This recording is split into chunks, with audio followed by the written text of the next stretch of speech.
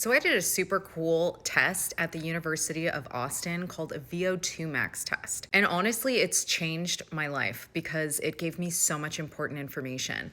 One of which being how many calories I burn depending on my heart rate zone. So now I can accurately estimate how many calories I'm using during exercise. And before that test, I struggled, like most people, with getting extremely inaccurate estimates. And that's because the methods that the general public use have continuously been found to be inaccurate. From Apple Watches to treadmills to food tracking apps. This is a systematic review that looked at over 65 studies testing the effectiveness of wrist trackers. And they reported a mean average percentage error of more than 30% across all the trackers. Because this is an average, that of course means that some of these brands were much higher. I saw one that had an error percentage of 85. And I can confirm from my own personal experience. See, on my page, you get a little bit of science, you get a little bit of anecdotal reporting too. This is Map My Run, and I jogged for 45 minutes with an average heart rate of 162, and they told me that I burned